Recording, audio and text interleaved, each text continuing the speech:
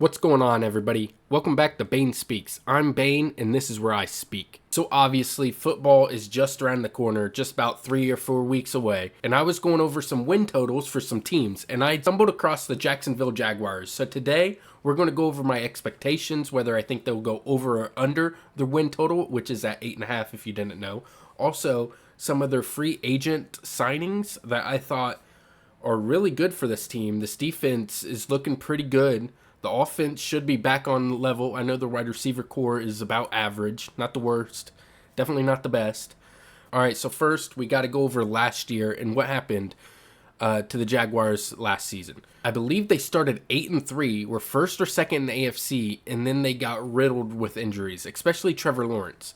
I know if you go look at the box scores or the game logs, it would say he played, but he played banged up basically the entire second half of the season. Which obviously, if your best player or your franchise quarterback is not playing to his top of his level, your team's going to struggle. Travis Etienne went off again. I think he was over 1,000 yards again. First 2 seasons over 1,000 yards. They got Christian Kirk back, Evan Ingram, Tank Bigsby. Apparently, I've been seeing in the news in their training camp, he's taken a big jump, second-year running back. And one of the main things I wanted to get to was their off-season pickups. Their biggest offseason pickup in free agency was Eric Armstead from the 49ers. This dude's a beast, and it makes their defensive line, just on paper, top 6 in the NFL. They got Josh Allen, the vet, not the quarterback, the defensive pass rusher, the end or outside linebacker, whatever he's in the depth chart as. Him. They got Trayvon Walker, who they drafted with the first overall pick a couple years ago, and then Eric Armstead in the middle. That D-line is top 6, 7 in the league. What do you guys think? And that's one of the main things I saw because I forgot that they picked up Eric Armstead. So when I went through the depth chart, I was like, oh shit, this defensive line is pretty talented. And then as I went through the depth chart some more, this defense has a really good opportunity, if coached correctly, to be top 10. And Alukin, their middle linebacker, led the league in tackles 2 years ago and was like 4th or top 5, I think, this past season. This dude's all around the field. Devin Lloyd from Utah is in his 2nd or 3rd season. In the reports from training camp, they're expecting a big jump from him. Their safeties are really talented. Their cornerbacks, if they can stay healthy, are also very talented, but that's an if they can stay healthy. And I'm just loving this defense. Then obviously their other big pickup in free agency was Gabe Davis from the Bills. And he's a gritty wide receiver. He's not the top of the top, okay? But I do think he's a good fit. I mean, they got Christian Kirk, Evan Ingram, who's a top 7 tight end. If you're thinking specifically just receiving, top 5 easily tight end in the league. Christian Kirk, who played very well last season. Gabe Davis, who he's a deep throw, down the field wide receiver. He's a big body. He can block. And Brian Thomas Jr., the rookie out of LSU. And who knows, with these wide receivers coming out of college now, the number 1 wide receiver, although I think Marvin Harrison is going to be the best wide receiver in this draft, we've seen in previous years, just because the 4th or 5th wide receiver taken doesn't mean they aren't going to be the best. You know what I mean? Like Justin Jefferson was taken 17th, 18th, 19th, and he's clearly the best wide receiver in that draft. These wide receivers are coming out with insane talent nowadays. Mitch Morse, they got in free agency as well, the center from the Bills. Big leadership bump on the offensive line there. They're going to be a good offensive line. Mitch Morse, they got Brandon Sheriff 2 years ago, I think, in free agency. They got Cam Robinson, Anton Harrison in the draft a couple seasons ago. Now, that offensive line isn't going to jump out of the rankings for you guys or off the paper, but it's a very, very solid O-line. So those were just some of the pickups they had in the offseason that if I'm a Jags fan, I'm very hyped for. Another thing quick, Trevor Lawrence just got paid. I believe he's now the 2nd highest paid quarterback in the NFL. This dude's got his contract.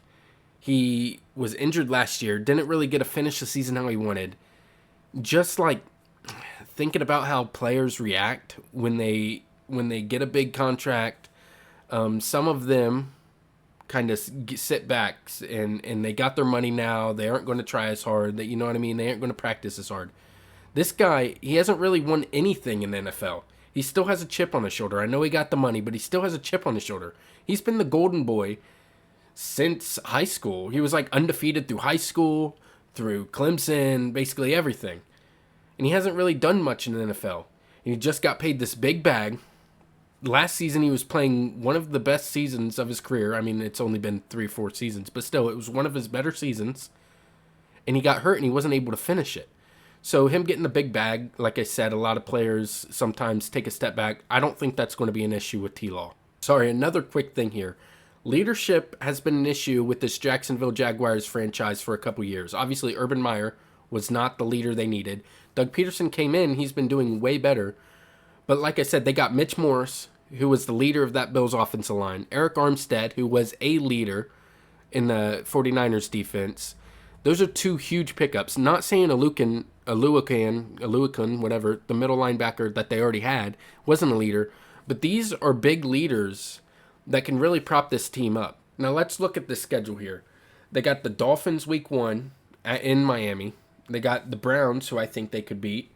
They're probably going to split with the Colts, split with the Texans. The Bears, they play within the first 6 weeks. And I know Caleb Williams blowing up everything right now. He's going crazy on the internet. His plays in preseason are obviously crazy. But let's be honest here. I'm not seeing those plays in the first 3 drives. I'm seeing those plays in the 4th and 5th drives when the starters are out. I think Caleb Williams is going to be great, but let's hold on a little bit. And historically, rookie quarterbacks in the first half of the season are not very good. So I think this Jacksonville Jaguars team could get the Bears, Patriots a win, Vikings a win, Titans are probably going to sweep the Titans. People are high on the Titans. I'm not high on the Titans. Then they got the Raiders and a couple other teams in there. But those are just some wins that I'm seeing right off the bat that's going to happen. And my last point here, I want to say, okay, my last point here, they are not the hunted team anymore, okay? They are not the hunted team. They got the Texans, obviously, C.J. Stroud, rightfully so. That team is probably going to win the AFC South. But this Jacksonville Jaguars team is scary. They're obviously better as a team that's not being hunted and the hunters. Because this past season, they were being the hunted and they flopped. And that's historically with the Jaguars. But this team is a scary hunters. You know what I'm saying? People are saying the Colts are coming up. The Colts will finish higher than them in the AFC South. Some people are saying the Titans because they had a big free agency as well. Got Calvin Ridley and such. This Jacksonville Jaguars team, people are sleeping. Their defense is very good. Their offense has weapons. I think they have a chance to win this division at plus 270. Let me know what you guys think in the comments below. Let me know if you think I'm way off on this or if it's close or what you think. Make sure to like and subscribe. Talk to you guys later.